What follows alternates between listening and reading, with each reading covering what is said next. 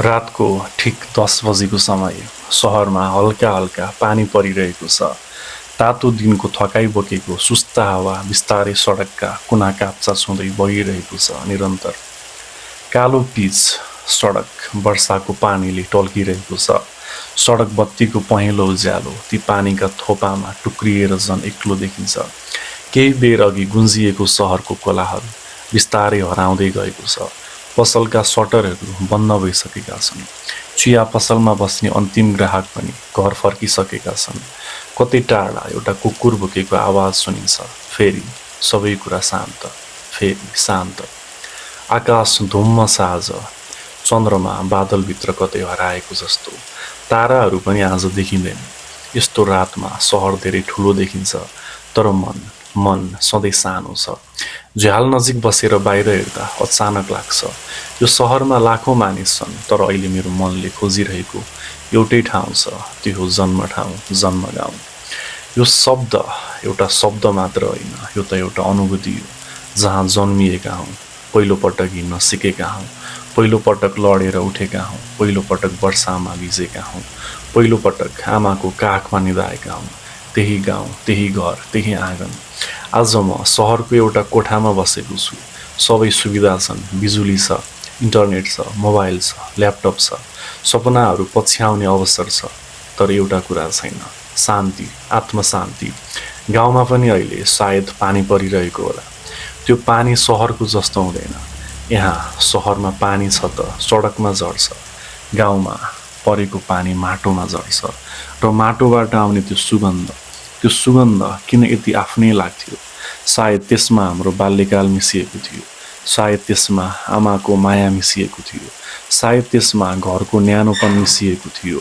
मलाई अहिले पनि याद छ यस्तै पानी परेको रात, टिनको छानामाथि परेको पानीका थोपाहरू, आमाले पकाएको तातो भात, दालको बाफ, अचारको बास्ना। बुबा ढोकामा उभिएर बाहिरको वर्षा हेर्दै भन्नुहुन्थ्यो, आज रातभरि पानी पर्ला जस्तो छ। त्यो वाक्य सामान्य थियो, तर आज सम्झँदा किन यति धेरै अमूल्य लाग्छ। हामी सानो हुँदा गाउँ छोडेर सहर आउन कति हतार गर्थ्यौँ। लाग्थ्यो सहर भनेको सपना आउने ठाउँ हो, सपनाको ठाउँ हो। सहरमा दुःख हुँदैन झैँ लाग्थ्यो, जहाँ पैसा हुन्छ, जहाँ सफल जीवन हुन्छ। तर सहर आएपछि थाहा भयो, यहाँ पैसा कमाउन सकिन्छ, तर समय कमाउन सकिँदैन। यहाँ घर बनाउन सकिन्छ, तर घर जस्तो अनुभूति बनाउन सकिँदैन। यहाँ हजारौँ मानिस भेटिन्छन्, तर आफ्नो मान्छे भेट्न निकै गाह्रो छ। दिनभरि हामी दौडिरहेका हुन्छौँ, कामको पछि, पैसाको पछि, सफलताको पछि, नामको पछि। तर रातले हामीलाई एउटा प्रश्न सोध्छ, यति धेरै दौडिएर वास्तवमा कहाँ पुग्छौँ? यो प्रश्नको उत्तर कसैसँग हुँदैन। आज यो झ्यालबाट बाहिर हेर्दा सडकमा पानी बगिरहेको छ। त्यो पानी बिस्तारै नालातिर गइरहेको छ। अचानक लाग्छ, हाम्रो जीवन पनि यस्तै त रहेछ, बगिरहेछ, रोकिँदैन, कसैलाई पर्खँदैन। गाउँमा समय बिस्तारै हिँड्थ्यो। बिहान चराको आवाजले उठिन्थ्यो, दिउँसो रुखको छहारीमा बसिन्थ्यो, साँझ गाईबस्तु घर फर्कँदा धुलो उठ्थ्यो, र रात यति शान्त हुन्थ्यो कि आफ्नै सासको आवाज सुनिन्थ्यो। सहरमा रात पनि व्यस्त छ। मानिस निदाउँछन्, तर चिन्ता निदाउँदैन, दुःख निदाउँदैन। कहिलेकाहीँ लाग्छ सहरले हामीलाई धेरै कुरा सिकायो। आफ्नो खुट्टामा उभिन सिकायो, सङ्घर्ष गर्न सिकायो, हार नमान्न सिकायो सहरले। तर गाउँले एउटा कुरा सिकाएको थियो, मानिस बन्नुपर्छ भन्ने कुरा, अर्काको दुःख बुझ्नुपर्छ भन्ने कुरा, थोरै भए पनि बाँडेर खानुपर्छ भन्ने कुरा गाउँले सिकायो, सहरले सिकाएन। गाउँमा कसैको घरमा दुःख परे सिङ्गो गाउँ पुग्थ्यो। सहरमा त छिमेकीको नाम समेत थाहा हुँदैन। गाउँमा एउटा बच्चा रोयो भने सबैले चिन्छन्, सहरमा एउटा मान्छे हरायो भने कसैले थाहा पाउँदैन। यति धेरै बत्ती भएर पनि सहर यति अँध्यारो लाग्छ। सायद अँध्यारो सडकमा होइन, मनभित्र छ। आमा अहिले सायद सुतिसक्नुभयो होला, तर सुत्नु अघि उहाँले एकपटक मेरो सम्झना गर्नुभएको होला। बुबाले सायद मोबाइल हेरेर भन्नुभएको होला, आज पनि फोन आएन। उहाँहरूले कहिल्यै गुनासो गर्नुहुन्न, तर प्रतीक्षा भने हरेक दिन गर्नुहुन्छ। हामी सफल हुन धेरै टाढा आइपुग्यौँ, तर कहिलेकाहीँ लाग्छ सफलता भनेको के हो? ठुलो तलब, ठुलो घर, महँगो गाडी, कि आफ्नै परिवारसँग बसेर तातो भात खान पाउनु? जीवनले हामीलाई पछाडि फर्केर हेर्न सिकाउनुपर्छ। कहिलेकाहीँ पछाडि हाम्रो जरा हुन्छ। रुख जति अग्लो भए पनि जराबाट टाढा बाँच्न सक्दैन। मानिस पनि त्यस्तै हो। आज यो धुम्म आकाश हेर्दा लाग्छ बादलले चन्द्रमा लुकाए जस्तो जीवनले पनि कहिलेकाहीँ हाम्रो खुसी लुकाइदिन्छ। तर चन्द्रमा हराएको हुँदैन, केवल देखिएको हुँदैन। त्यस्तै घरको माया पनि कहिल्यै हराउँदैन, हामीले महसुस गर्न मात्र बिर्सन्छौँ। आफ्नो गाउँ, त्यो खोल्सा, त्यो खेत, त्यो पिँढी, त्यो आँगन, त्यो घर। सायद यति बेला आमा मुस्कुराउँदै बोलाउनुहुन्थ्यो, भित्र आऊ, खान तयार छ। सायद त्यो आवाज आज पनि त्यही छ। बदलिएको हामी हौँ, बदलिएर सहर छिरेको त हामी पो हौँ। रात अझै गहिरिँदैछ, पानी अझै परिरहेको छ, हावा अझै सुस्त छ, सहर निदाउन थालेको छ। तर मन, मेरो मन सयौं किलोमिटर टाढा आफ्नो गाउँको बाटोमा, गाउँको घरमा, त्यो जन्म घरमा, त्यही आँगनमा, त्यही पर्खालमा, जहाँ सफल हुन आवश्यक थिएन, आफ्नो हुनु मात्र पर्याप्त थियो। जीवनको अन्त्यमा मानिसले कति कमायो भनेर होइन, कसलाई सम्झियो भनेर याद गर्छ, कुन घरमा फर्कन मन लाग्यो भनेर सम्झन्छ, कुन आवाजले मन शान्त हुन्थ्यो भनेर सम्झन्छ। र अन्तमा सबैभन्दा धेरै सम्झने ठाउँ एउटै हुन्छ, त्यो हो आफ्नै परिवार, आफ्नै गाउँ, जहाँबाट जीवन सुरु भएको थियो, त्यो घर जहाँ अझै पनि कसैले ढोका खुल्ला राखेर प्रतीक्षा गरिरहेको छ। र सायद यही कारण हो रातको 10 बजे हल्का पानी पर्दा धुम्म आकाश मुनि सहर जति नै ठुलो भए पनि मन भने सधैँ त्यही गाउँतिरै, गाउँकै बाटोमा। यही बेला यदि म गाउँमा भएको भए सायद घरको आँगनबाट टाढा देखिने हिमालतिर हेरेर बसेको हुन्थेँ। रात परेपछि हिमाल देखिँदैन, तर थाहा हुन्छ त्यो हिमाल त्यहीँ छ। जसरी आमा बुबाको माया देखिँदैन, तर सधैँ साथमा हुन्छ। बिहानको पहिलो घाम लाग्दा सेत्ताम्मे हिमाल सुन जस्तो टल्किन्थ्यो। त्यो दृश्य हेर्न पैसा चाहिँदैन थियो, भाग्य चाहिन्थ्यो। र हामी त्यही भाग्य लिएर जन्मिएका थियौँ गाउँमा। गाउँको हावा, त्यो हावा केवल चिसो थिएन, त्यो हावामा जङ्गलको सुगन्ध मिसिएको थियो। सल्लाका रुखहरूको बास्ना, उत्तिसको पातको चिसोपन, भर्खरै परेको पानीले भिजेको माटोको गन्ध, सबै मिसिएर आउने त्यो हावाले शरीर मात्र होइन, मनलाई पनि ताजा बनाइदिन्थ्यो। सहरमा एसीको हावा पाइन्छ, तर जङ्गलको हावा किन्ने कुनै पसल आजसम्म सहरमा भेटिएको छैन।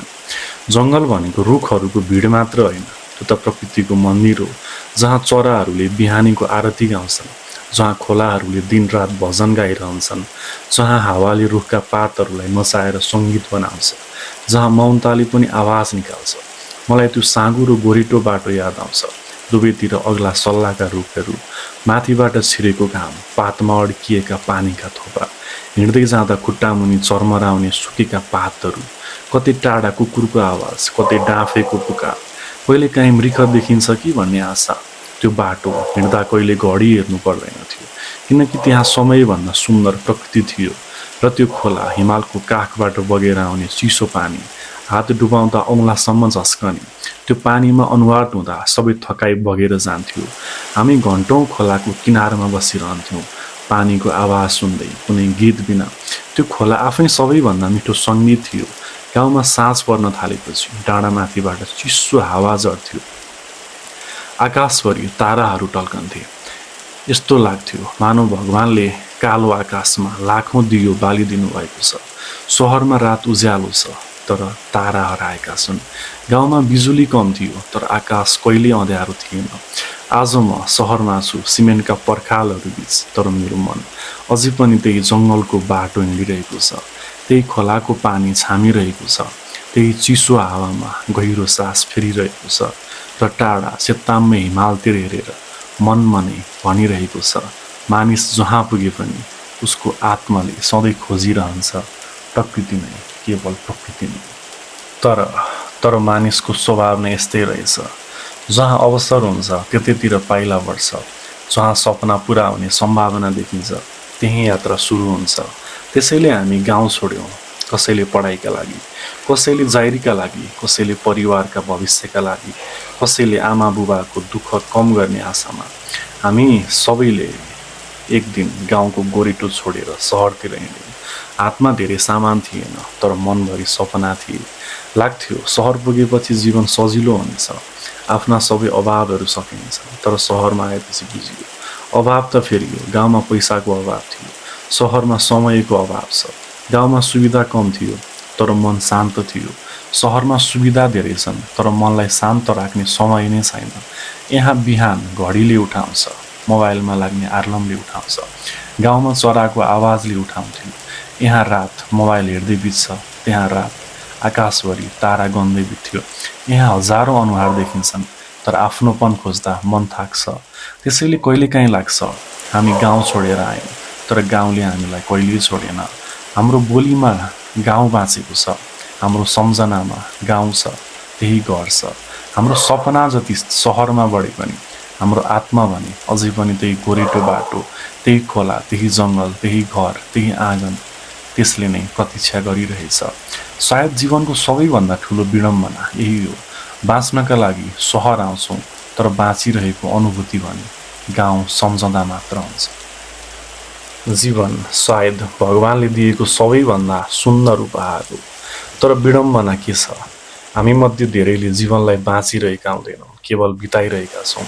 बिहान उठ्छौँ, काममा जान्छौँ, कमाउँछौँ, थाकेर फर्कन्छौँ, निदाउँछौँ, फेरि अर्को बिहान, फेरि उही चक्र। यति गर्दा गर्दै कहिलेकाहीँ हामी बिर्सँछौँ हामी किन बाँचिरहेका छौँ। जीवनको अर्थ धेरै पैसा कमाउनु मात्र होइन, धेरै मानिसले चिनुन् भन्ने पनि होइन। जीवनको अर्थ आफ्नो मन शान्त हुने गरी बाँच्नु न हो। रात पर्दा तकियामा टाउको राखेर आजको दिन अर्थपूर्ण थियो भन्न सक्नु नै जीवनको सफलता हो। जीवनमा दुःख आउँछ, हार आउँछ, विश्वासघात आउँछ, आफ्ना भनिएकाहरू टाढा जान्छन्, समयले धेरै कुरा खोज्छ, तर यी सबै जीवनका दुश्मन होइनन्, यी त जीवनका शिक्षक हुन्। किनकि दुःखले धैर्य सिकाउँछ, हारले फेरि उठ्न सिकाउँछ, एक्लोपन आफूलाई चिन्न सिकाउँछ र समयले कुन कुरा साँच्चै महत्त्वपूर्ण रहेछ भनेर बुझाउँछ। हामी प्राय खुसीलाई भविष्यमा खोज्छौँ, यो भएपछि म खुसी हुन्छु, अझ धेरै कमाएपछि म खुसी हुन्छु, ठुलो घर भएपछि मात्र म खुसी हुन्छु।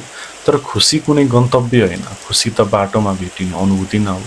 आमाबासँग बसेर पिएको एउटा चियाको कप, बुबासँग गरेको छोटो कुराकानी, साथीसँग खुलेर हाँसेको केही मिनट, जङ्गलको चिसो हावा, खोलाको आवाज, बिहानको घाम, यी सबैमा खुसी लुकेको छ।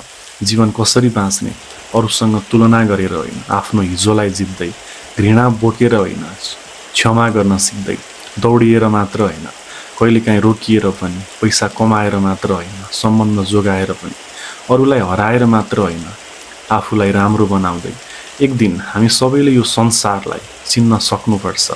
बैंक खातामा कति पैसा थियो कसैले सोध्ने छैन, तिम्रो घर कति ठुलो छ त्यो सोध्ने छैन, तिमीले जीवनमा कति खुसी पायौ सायद सबैले सोध्ने यही हो। जीवनलाई सुन्दर बनाउन के गर्नु पर्ला, आफ्नो लागि समय दिनु पर्ला, सायद प्रकृतिसँग बाँच्न सिक्नु पर्ला, आकाश हेर्दै, हावाको महसुस गर्दै, पानीको आवाज सुन्दै, कहिलेकाहीँ आफ्नै मनसँग कुरा गर्दै, आफ्नै मनसँग अल्मलिँदै।